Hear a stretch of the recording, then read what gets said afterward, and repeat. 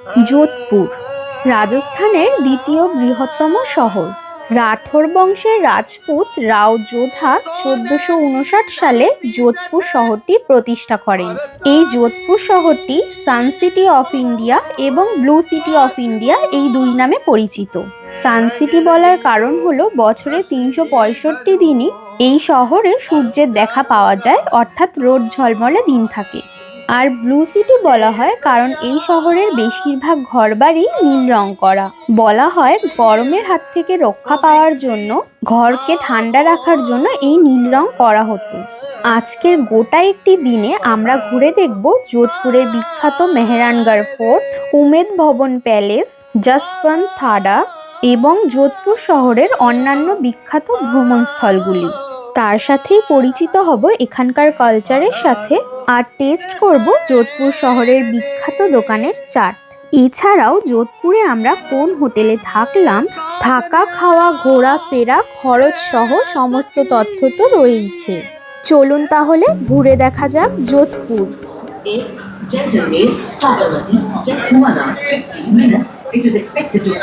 এখন বাজে রাত 9টা। দীর্ঘ 5.5 ঘন্টা জার্নির পরে আমরা এসে পৌঁছলাম যোধপুর স্টেশনের 1 নম্বর প্ল্যাটফর্মে। এখান থেকে আমরা একটি অটো নিয়ে আমাদের গন্তব্যে যাব। আমরা ঠিক করেছি আমরা ঘন্টাঘরের আশপাশে কোনো একটা হোটেল নেব।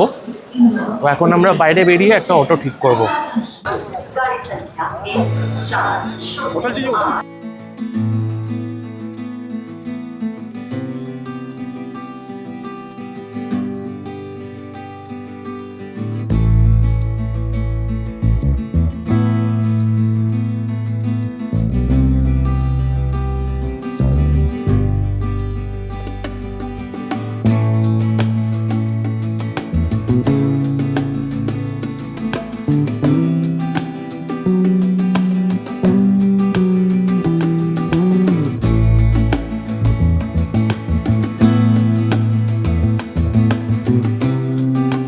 আমরা এখন এলাম আমাদের হোটেলের রুমে, রুম নাম্বার 501। আর রুমে ঢুকতেই একটি কিং সাইজ বেড রয়েছে, এদিকে রয়েছে সোফা কাম টেবিল, এদিকে একটা বড় মিরর রয়েছে, আর এই সাইডে রয়েছে ওয়ার্ড্রপ, আর এদিকে রয়েছে ওয়াশরুম, বেশ বড় একটা ওয়াশরুম। এদিকে রয়েছে প্যান, বেসিন, আর বাথ এরিয়াটা একদম সেপারেট রয়েছে এই যে। আর এইদিকে চলে আসলে রয়েছে একটি বড় জানালা, আর জানলার বাইরের ভিউটা হলো এই। জানালার বাইরেই হচ্ছে একদম মেন রাস্তা, এটা একদম যোধপুর শহরের প্রাণকেন্দ্র। এই রাস্তাটাকে বলা হয় নেই সড়ক। আর এইদিকে রয়েছে ঘণ্টাঘর, একদম মেন জায়গা এইটা। আর ঘণ্টাঘরের একদম পাশেই রয়েছে মেহরানগড় ফোর্ট। কতটা দেখা যাচ্ছে বুঝতে পারছি না, কারণ লাইটটা জ্বলছিল, এইমাত্রই বন্ধ করে দিল লাইটটা জ্বললে ভালো বোঝা যেত। একদম মেন জায়গায় রয়েছে এই হোটেলটি। আমরা রুমে লাগেজ রেখে এখন ডিনার করতে বেরালাম। রাত 9:30 বেজে গেছে, তাই আর বেশি টাইম নষ্ট না করে ঝটপট লাগেজ রেখে বেরিয়ে পড়লাম ডিনার করতে। এখন আমরা যাচ্ছি ঘণ্টাঘরের দিকে। আমাদের হোটেল থেকে একদম কাছেই ঘণ্টাঘর, 2 মিনিটের রাস্তা। তো সেখানে গিয়েই দেখবো কোথায় ডিনার করা যায়।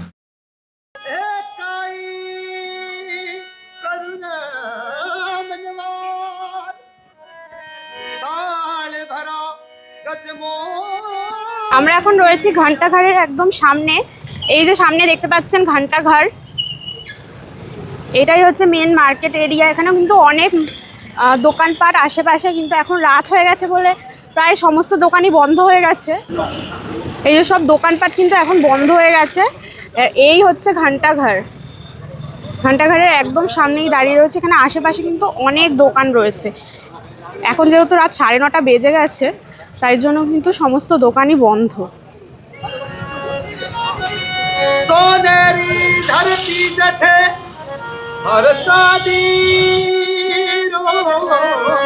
आसमान रंग रंगीलो रसी भरियो और प्यारो राजस्थान और प्यारो राजस्थान। আমরা এলাম এই রেস্টুরেন্টটিতে ডিনার করার জন্য। আপনারা দেখে বুঝতেই পারছেন কতটা সুন্দরভাবে সাজানো ছিল এই রেস্টুরেন্টটি। সম্পূর্ণ যোধপুরের থিমে নীল রং করা পুরো বিল্ডিংটা, আর তার সাথেই দারুণ সুন্দর অ্যাম্বিয়েন্স। আর এখানকার খাবারও ছিল খুবই টেস্টি। আমরা এখানে অর্ডার করেছিলাম পনিরের একটা আইটেম আর তার সাথে রুটি। খাবারের কোয়ালিটি এবং টেস্ট খুবই ভালো ছিল। গুড মর্নিং সবাইকে। কালকে তো আমরা যোধপুরে পৌঁছে গেছি, সেটা আপনাদের সকলকেই দেখিয়েছি। রাতে পৌঁছেছি, তো রাতের বেলা তো মানে আমাদের জানালা থেকে এখানে দেখা যাচ্ছিল না ভিউটা কীরকম অন্ধকারের জন্য। তো এখন আপনাদের দেখিয়ে দিচ্ছি জানালা দিয়ে কীরকম ভিউটা। এই যে মেহরানগড় ফোর্ট সম্পূর্ণ ক্লিয়ারলি বোঝা যাচ্ছে, আর এই দিকে রয়েছে ক্লক টাওয়ার, আর এটা হচ্ছে ফুল সিটিটা। আর ব্লু সিটির পার্টটাও ওখানে দেখা যাচ্ছে হালকা। তো আমরা এখন রেডি হয়ে গেছি, আর এখন আমরা যোধপুর শহরটাকে এক্সপ্লোর করতে বেরোবো। আর কি কি দেখলাম সেটা সম্পূর্ণ আপনাদের সাথে শেয়ার করবো। চলুন যাওয়া যাক। আমরা এই জাস্ট হোটেল থেকে বের হলাম। এখন প্রথমেই আমরা চলে যাচ্ছি ব্রেকফাস্ট করতে। ব্রেকফাস্টের পর আমরা স্টার্ট করব। কোথায় যাচ্ছি, কীভাবে যাচ্ছি সম্পূর্ণটাই আপনাদের সাথে শেয়ার করবো, সাথে থাকুন। আমরা চলে এলাম ব্রেকফাস্ট করতে যোধপুরের একটি ফেমাস দোকানে। এখানে অনেক রকমের খাবার পাওয়া যায়, মিষ্টি থেকে শুরু করে নোনতা সব রকমের খাবারই এখানে পাওয়া যাচ্ছে।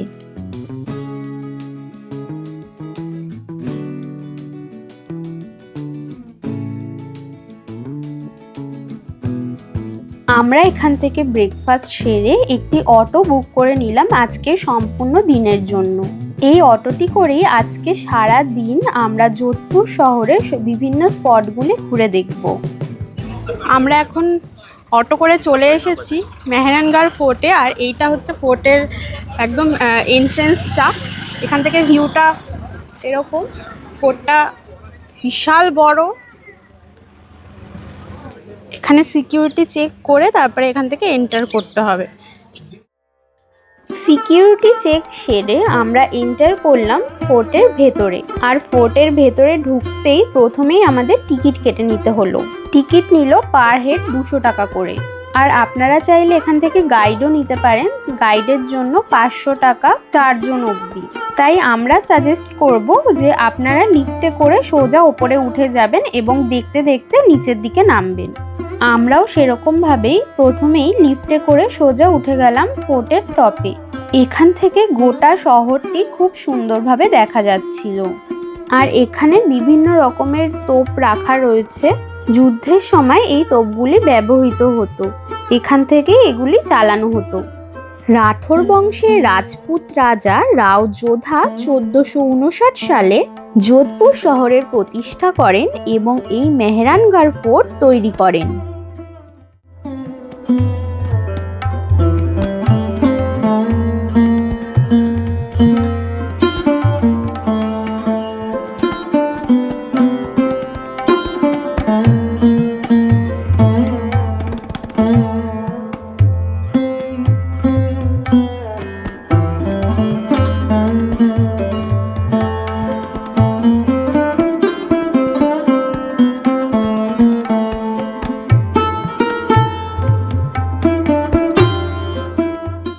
এই মেহরানগড় ফোর্টের ভেতরে বেশ অনেক কটি মহল রয়েছে, যেরকম শীষ মহল, ফুল মহল, তাকত বিলাস।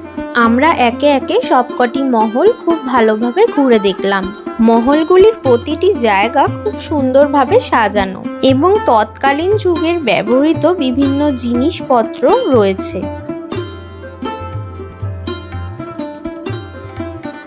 এই জায়গাটির নাম হলো মতি মহল। এটিকে দেওয়ানে খাসও বলা হয়।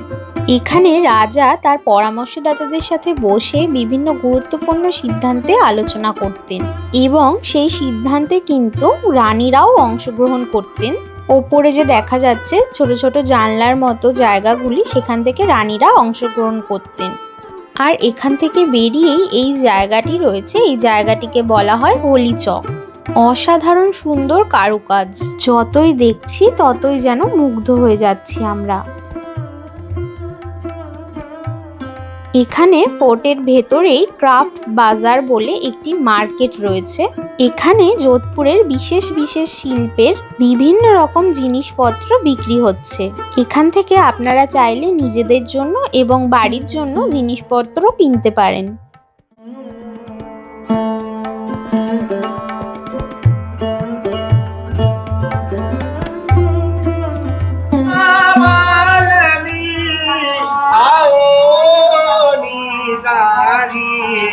पधारो मारे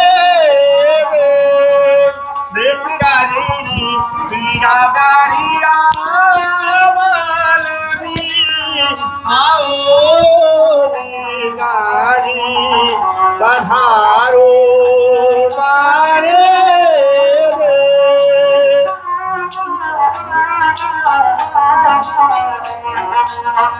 सोनरी Camilo Asimani Rangiranilo Rasimano Maro Maro Rajisiman Deveriya Valami Aoni Kari Adharo Hare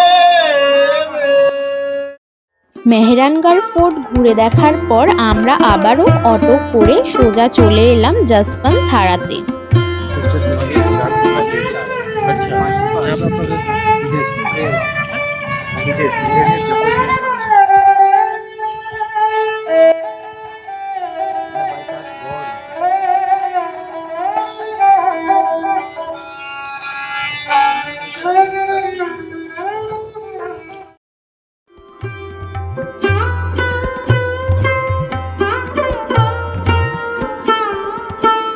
Yashwant থারা হলো মূলত একটি স্মৃতিসৌধ।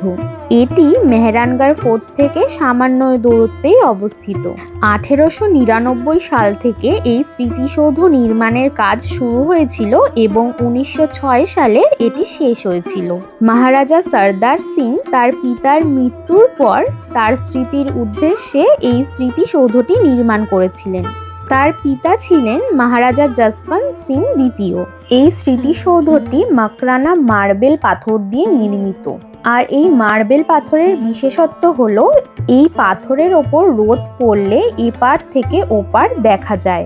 এই যশবন্ত থারাকে রাজস্থানের তাজমহলও বলা হয়।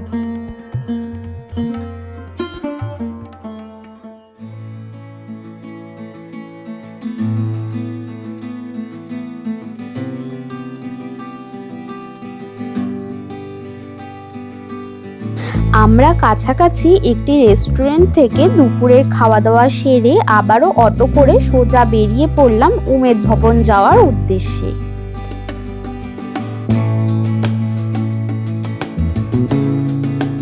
আমরা পৌঁছে গেলাম যোধপুরের বিখ্যাত উমেদ ভবন প্যালেসে।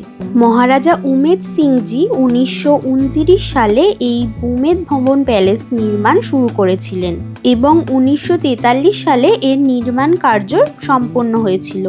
এই উমেদ ভবন প্যালেস ভারতবর্ষের সবথেকে বিলাসবহুল প্যালেসগুলির মধ্যে অন্যতম একটি। এই উমেদ ভবন প্যালেসটি এখন মূলত 3টি অংশে বিভক্ত। একটি অংশে এই প্যালেসের যারা রাজ পরিবার, সেই রাজ পরিবারের সদস্যরা বসবাস করেন। একটি অংশে রয়েছে মিউজিয়াম, আর একটি অংশে এখন তাজ গ্রুপের তরফ থেকে হোটেল করা হয়েছে। এই মিউজিয়ামে মূলত রয়েছে তৎকালীন সময়ে ব্যবহৃত বিভিন্ন বহুমূল্য দামি সরঞ্জাম, রাজ পরিবারের সদস্যদের বহু ছবি এবং তৎকালীন সময়ে তাদের ব্যবহৃত বিভিন্ন সব দ্রব্যাদি।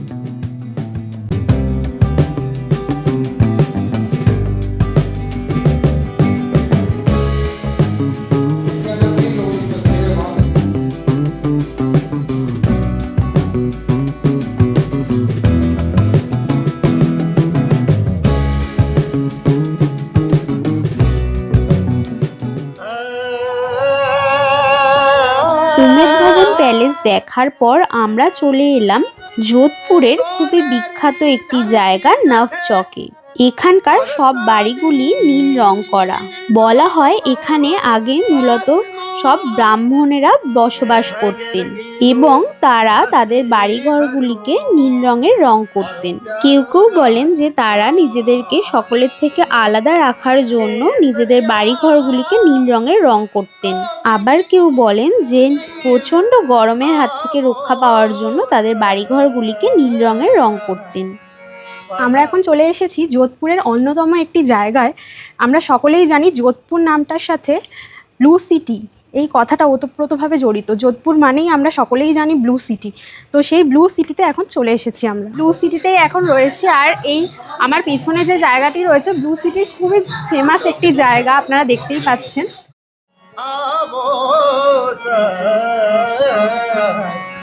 পধারো মার দে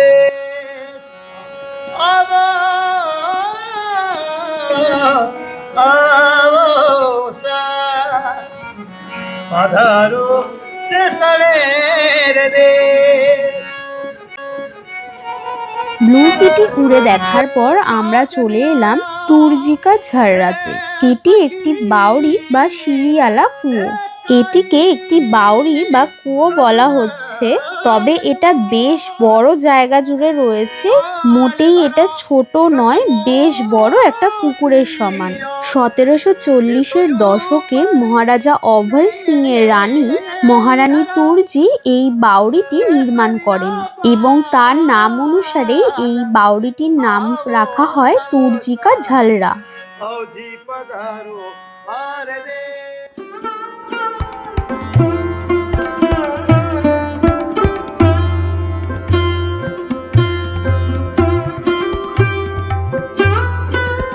তুর্জিকা ঝালরাতে কিছুক্ষণ সময় কাটিয়ে আমরা চলে এলাম মন্ডোর গার্ডেনে। রাঠোর রাজবংশের যে রাজধানী ছিল তার নাম ছিল মন্ডোর এবং সেই নাম অনুসারেই এই গার্ডেনটির নাম রাখা হয় মন্ডোর গার্ডেন। তবে লোকমুখে কথিত আছে রাবণের স্ত্রী মন্দোদরীর নাম অনুসারে এই গার্ডেনটির নাম মন্ডোর গার্ডেন রাখা হয়, অর্থাৎ এখানে নাকি রাবণের শ্বশুরবাড়ি আছে, তাই এখানে প্রচুর সংখ্যক হনুমান কিন্তু দেখতে পাওয়া যায়। তবে এই লোককথার কোনো সত্যতা আছে কিনা সেই বিষয়ে আমাদের ধারণা নেই। এই গার্ডেনের প্রবেশ মূল্য হলো জন প্রতি 30 টাকা করে, আর যদি আপনারা টয় ট্রেনে চড়তে চান তাহলে জন প্রতি 70 টাকা করে টয় ট্রেনের ভাড়া।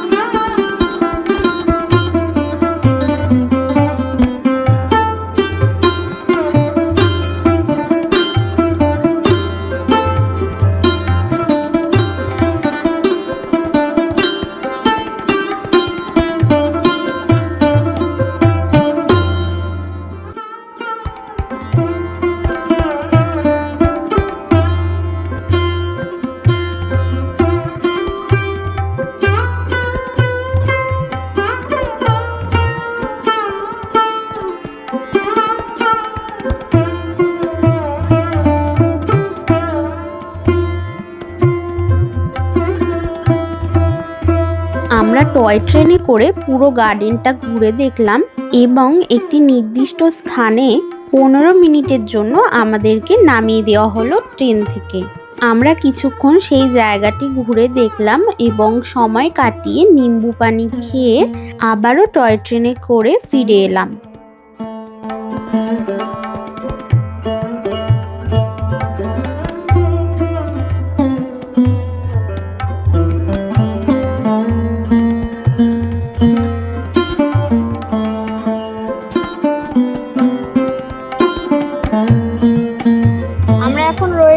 যোধপুরের একদম মার্কেট এরিয়াতে, এটাই মেন জায়গা। সামনে ক্লক টাওয়ার আর এখানে আরোরা চাট কর্নার। তো এখানে কালকে তো রাতে আপনাদের দেখিয়েছিলাম না, অনেক রাত হয়ে গেছিলো বলে সমস্ত দোকান বন্ধ হয়ে গেছিলো। তবে এখন কিন্তু আপনারা দেখতেই পাচ্ছেন এই জায়গাটা কতটা জমজমাট, একদম জনবহুল এরিয়া এটা। আর সমস্ত দোকান এখন খোলা, বিশাল বড় মার্কেট বসে এই গোটা রাস্তাটা জুড়ে। এই মেন যা রাস্তাটাকে বলা হয় নেই সড়ক, এই রাস্তাটার নাম নেই সড়ক। আর পুরো রাস্তা জুড়ে দুধার দিয়ে অনেক দোকানপাট বসেছে, মার্কেট এরিয়া এই রাস্তাটা গোটাটা জুড়েই মার্কেট। আমরা এখন রয়েছি যোধপুরের ফেমাস একটি চাটের দোকান আরোরা চাট ভান্ডার। এটা যোধপুরের খুবই ফেমাস একটি চাটের দোকান।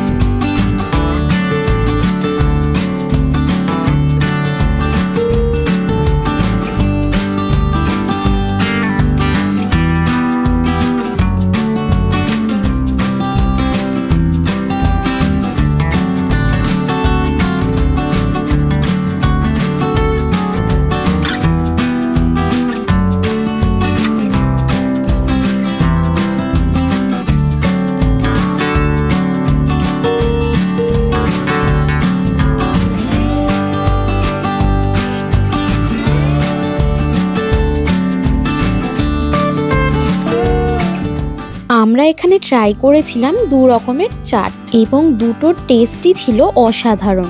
আমি তোমাদের সাজেস্ট করব, তোমরা যদি কখনো যোধপুরে যাও তাহলে এই চাট কিন্তু একদমই মিস করো না। যোধপুরের এই আরোরা চাট ভান্ডারের চাট কিন্তু খুবই বিখ্যাত, তাই একবার হলেও এখানকার চাট তোমরা অবশ্যই ট্রাই করো। এখানে চাট ছাড়াও আরও অনেক রকমের খাবার দাবার পাওয়া যাচ্ছিল, যেমন ঘুগনি, সিঙ্গারা, চপ, আরও অনেক কিছু। এখানে একটু খাওয়া দাওয়া করে আমরা ফিরে যাই আমাদের হোটেলে।